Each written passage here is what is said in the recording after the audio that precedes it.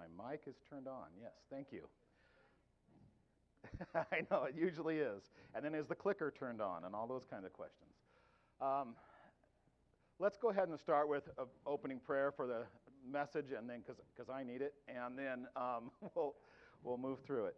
God, thank you so much for this time of teaching and for learning and for the time we've had for worshiping and giving offering to you. And we just thank you and lift you up and ask for your words to flow and not mine, because I don't have a whole lot of words of my own. I just have yours. So we thank you and we love you. Amen. All right, so this Haftarah portion, if you read it this week, it's fairly short, and it's about Solomon finishing the building of the temple. And it lists a lot of things that were made, bronze items that were cast in the desert clay along the Jordan, where the clay was fine enough to make molds and cast these things, the utensils, and then it wraps it up saying, "And Solomon finished." So that, I mean, rather than teaching from what the utensils mean and all of those things, which is probably a very good lesson, what I think God was leading me to today was more about teaching around the completion of the temple and what that represented and how that represents us. So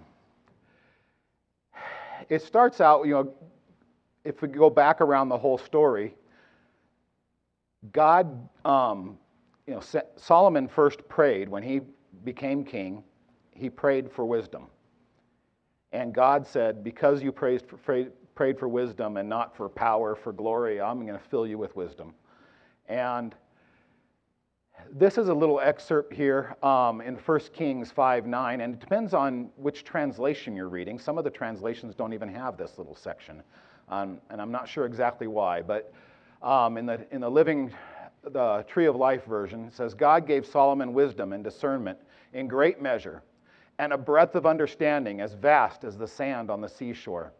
Solomon's wisdom surpassed the wisdom of all the sons of the east and the wisdom of Egypt. For he was wiser than all men, than Ethan, the Ezrahite, and now I can't pronounce it, or Heman, Calcol, and Darda. You guys know who all those people are, right? The sons of Mahal. And his fame was in all the surrounding nations. He has filled them, God has filled them with wisdom of, I went too far. I can't tell the difference up here on mine. All right, so essentially, God filled Solomon with wisdom, but we're going to talk a little bit about what that wisdom really means. Because I think the Hebrew understanding of wisdom is a little different than we say in English. And we talked about that a little bit in our Thursday night group. But I want to do a little contrast and compare between the temple Solomon built and the tabernacle that was built when the Israelites were traveling and before they came into Israel. And so I have these blue slides here for when we're referring to Solomon's temple, and then I have these kind of teal slides for those when we go back and talk about the tabernacle, just so we can kind of keep them straight as we go back and forth. So when Moses was commanded by God to create the tabernacle, God said he had filled all the workers that were going to come and work with the wisdom of heart to forge all the works of an engraver, an artisan, and an embroiderer in blue, purple, scarlet, and in fine linen, as well as weaving. They can perform every craft and ingenious designs. Now, it goes on. Let's go back here. Michelle pointed out on Thursday during our study that the guy who was doing the engraving, that names him as Bezalel, I can't say his name now. All of a sudden I can't say names. But that it's probably his name is remembered for this craft, because if you look at the way gems are cut, and they have a different, princess cut diamonds and different kind of cuts that you can do, oval cuts and round cuts, but all the beveling of those diamonds is called a bezel. And it just so happens the guy who did this back then was Bezalel. So I think it's named after him. We don't know for sure, but it sure seems like it came down from him. And his wisdom, his craft, has been handed down through generations. And through that name, he is remembered as the guy who really started it and taught it. There probably were people who were cutting stones and cutting gems before that, but he really taught other people to do it. And that's important. The Hebrew word, chokhmah, as I understand the pronunciation, I'm probably murdering it, means wisdom. It's not, but the way it's used here is not just about head knowledge. It's not just the guy with the gray beard sitting in the corner telling about all the things in life and giving advice to the young men. It's about skill. It's about craftsmanship. It's the ability to create something from start to finish and teach others to do so. So it's a different kind of wisdom than we think here in the West. It's the wisdom of knowing how to plan, how to bring that plan through to fruition. And it can be expressed in all ways of life. It's, Pastor Curtis was a builder. He built homes, and he had a crew of people. He had to instruct them. He had to keep them working. But you start with a plan on paper, and you draft out that plan. You argue with the draftsman about how it's going to be and where. And if the homeowner is involved, if it's not a home built before you sell it, you argue about where all the different doors are going to be and all the passageways and how the kitchen's going to be laid out. And then you have to follow those plans. And then you have to instruct the people and make sure that they're putting everything in the right place and all the measurements are correct. In the Hebrew sense and the way it's used in these passages, that's what it's about. It's about starting it from the very beginning, following through, and to the very end, and having the wisdom and discernment and knowledge and skill to see it through to the end. Okay? And I think that's kind of a more encompassing version of wisdom than we think of as just the older man who's been through life and can advise the younger men. So this is God telling David, right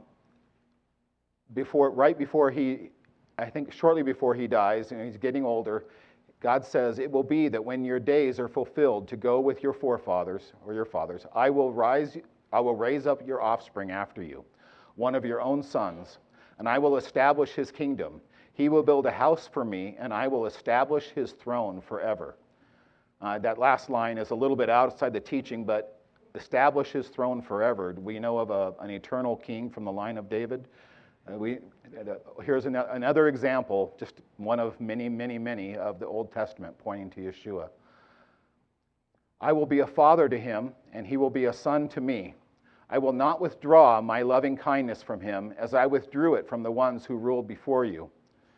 The ones who came before David were not good people, but I will appoint him over my house and my kingdom forever, and his throne will be established forever.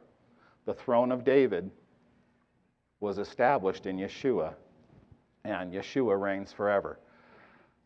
Have them make, and we go back to Exodus. I'm missing my slide transitions here a little bit. The thing is, both of these designs of the tabernacle and the temple came from God. Moses got the design specifically from God on Mount Sinai, and then came down, and God helped fill certain people with wisdom and understanding that design. As Moses laid it out, they understood every detail, and then they brought teams together and carried it out and taught them how to carry out that design. So God tells Moses, "Have them make a sanctuary for me, so that I may dwell among them. You are to make it all precisely according to everything that I show you, the pattern of the tabernacle and the pattern of all the furnishings within. Just so you must make it." Now, when we get to Solomon's temple, at first when I was reading this, I was thinking Solomon did it by his own design. He hired another king of a lesser kingdom within Israel, Hiram, to help him with all the craftsmanship. But in the story of it telling Solomon building the temple, it never once mentions that Solomon was going by God's design. And that threw me off for a little bit. But if you go back into Chronicles, out of the book of Kings, into Chronicles, going back in time, not in the order the books are laid out, but it talks about David getting the design from God, being inspired by God, and then handing the designs to Solomon and instructing Solomon to follow those designs because they were inspired by God's design. So I had to change direction a little bit as I read that and my understanding of how this is laid out. But consider now, for Yahweh has chosen you, speaking of Solomon, to build a house for the sanctuary. Kazak, which means be courageous. Again, I'm sure I murdered that word. And do it. But be courageous. And it probably carries a lot more meaning, again, than the English word. But we go on, and then David gave Solomon, his son, the pattern of the porch, its houses, its storerooms, its upper rooms, its inner rooms, and the place of atonement, and the plan for all he had by the Ruach, means the Holy Spirit, for the courts of the house of Yahweh, and all the surrounding rooms, for the storehouses of the house of God, and for the treasury of all of the dedicated things. Kazak, to be or to grow firm or strong, to strengthen, to be courageous. Now, why would David be telling his son to be courageous in building the temple? I think in many, we probably all have our own interpretations of what that means, but I think it means don't get sidetracked. Don't let anything distract you. Don't be discouraged if it doesn't go as fast as you think. Just keep on going. Stick to it. The company I worked for many years ago was owned by a man who started it. He's since retired and sold off the business, but he said one of the most important traits he looks for in an employee and really wants is what he called stick-to-itiveness. People that will set their mind in a direction and carry out a task. And stick to it and not get distracted. We're going to talk about that a little bit more. Both designs were given by God, yet they were significantly different. The tabernacle was mobile. It was to be packed up and moved whenever and wherever God led the children of Israel. The temple was set on a permanent foundation. And if people weren't living in the area, they had to travel to come see it. I'm going to try and move quickly because I know the time's running short. The tabernacle menorah referenced an almond tree using almond bulbs or almond buds, I didn't type that right, and blossoms. This was further emphasized when Aaron's staff branched and grew almond blossoms and ripe almonds to show Aaron's authority. God seemed to have a knowledge and purpose in using almonds, and I can't claim that I understand the full meaning of the almonds and references, but God had a purpose to that. The temple, however, under Solomon, was decorated with cedar carved into palm trees and unspecified flowers, all overlaid with gold, and it contained 10 additional menorahs. He had like a hallway of menorahs, 5 on this side, 5 on that side. Only the original menorah was kept lit 24/7. It was a perpetual flame. But when the temple was open, those 10 additional menorahs were lit as like a hallway. The tabernacle was made with images of cherubim on the curtains and cherubs on top of the Ark of the Covenant, but really no other earthly creature other than at the bottom of the priestly garments, every other tassel was a bell and a pomegranate. And the pomegranate probably kept the bells from clanging too loudly against each other, but they were little pomegranates. But the temple had gold statues of cherubim and the graven images of oxen as feet for the washing basins. And so I thought it was interesting that he used oxen, especially remembering the golden calf incident, and it's a little too close, I think. But the tabernacle was built by volunteers and with materials voluntarily given. The temple was built with conscripted labor and paid for with high taxes.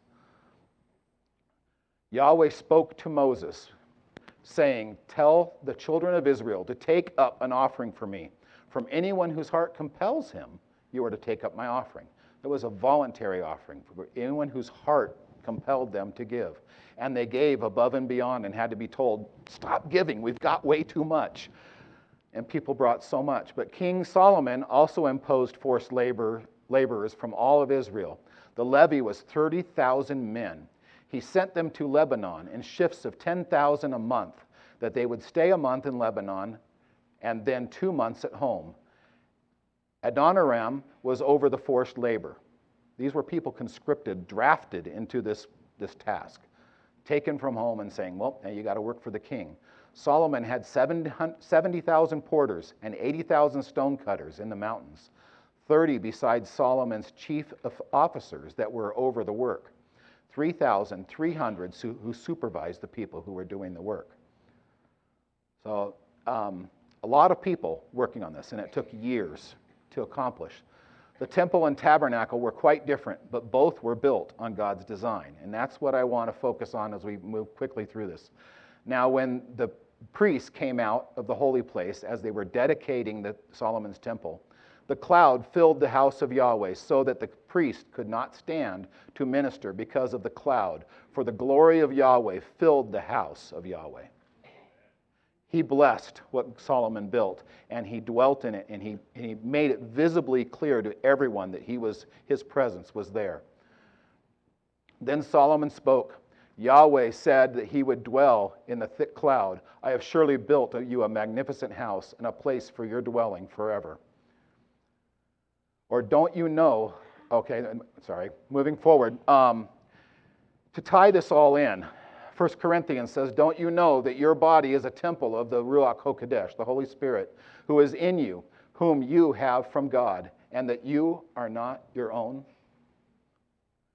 So, to tie this all together, I want to emphasize something you've all probably heard many times. Your body is a temple. We don't necessarily travel to the temple to do our offerings, but our own temple is to be lifted up and glorified for God. Then the word of Yahweh came to Solomon, saying, as for this house which you are building, if you will walk in my statutes, execute my ordinances, and keep all my mitzvah, my good works that I have commanded you, by walking in them, then I will establish my word with you, which I spoke to your father David. I will dwell among the children of Israel, and I will not forsake my people Israel. Now, does that remind you of anything Yeshua promised, that God promised us in salvation? Yeshua answered and said to him, if anyone loves me, he will keep my word. My Father will love him, and we will come to him and make our dwelling with him. That's Yeshua. Really, he talked many times in parables and analogies about the temple and his body being the temple that will be destroyed and raised up. But here he's saying he will come and dwell in the temple that is you. Now, I wanted to point out each one of our temples, just like Solomon's temple and the tabernacle, is a little different. The design is a little different in each one of us, but it's God's design. God has laid out his design and his plan for your life and for your body, and we are commanded to glorify him in that design. For no one can, 1 Corinthians, for no one can lay any other foundation than what has already been laid, which is Yeshua the Messiah. Now, if anyone builds on the foundation with gold, silver, precious stones, wood, hay, straw, each one's work will become clear, for the day will show it, because it is to be revealed by fire. And the fire itself will test each one's work, what sort it is. Now, you think about it, the wood, hay, and straw, what does fire do to that? Not much of it is left, right? But gold, silver, precious stones, they'll come through the fire pretty well. Even if the gold melts a little bit, it's still gold. If anyone's work built on the foundation survives, he will receive a reward. If anyone's work is burned up, he will suffer loss. He himself will be saved, but as through fire. Now we know that fire is trials in our life. But I have a vision of, the judgment day as we think about the ones who reject God, when God separates the sheep from the goats, that the goats will be cast into the fire. I think other scriptures kind of tend to lean toward the idea that we're all going to go through the fire. And many of us will be like Shadrach, Meshach, and Abednego and walk through with not a hair singed. because it'll be a fire of not only of judgment, but of purification. And those who are righteous will walk through unscathed and maybe have a few things burned up, but, overall, pretty good. Remind them of these things and solemnly charge them before God not to quarrel about words, which is useless to the ruin of those who are listening. Make every effort to present yourselves before God as tried and true. Again, being able to walk through the fire. As an unashamed worker, cutting a straight path. Chazak, being determined, being courageous. A straight path with the word of truth. But avoid godless chatter, for it will lead to further ungodliness, and their words will spread like cancer. Among them are Hymenaeus and Philetus, men who have missed the mark. Now, we've heard the term "missed the mark" before, haven't we? Saying that the resurrection has taken place already. So they are teaching a false doctrine. They are overturning the faith of some. Nevertheless, the firm foundation, here's back to the firm foundation laid by Yeshua, of God stands, having this seal: the Lord knows who are his, and let everyone who names the name of the Lord keep away from unrighteousness. Now in a great house there are not only vessels of gold and of silver, but also of wood and of clay, some for honor and some for common use. There's the fine china that you take out when the guests arrive, and there's the plates you use every day. Therefore, if anyone cleanses himself from these things, he will be a vessel of honor, sanctified and useful to the master, prepared for every good work. So, final words to you is, go and build the temple. Where is the temple? Well, yeah, it's in us, our bodies. So, also, David said to his son Solomon, Chazak, again, be courageous and do it. Do not be afraid or dismayed, for Yahweh, Elohim, my God, is with you. He will not fail you or forsake you until all the work for the servitude of the house of Yahweh is finished. Consider now, for Yahweh has chosen you to build a house for the sanctuary. That's a commandment to all of us. So be courageous, Chazak, and do it. Thank you.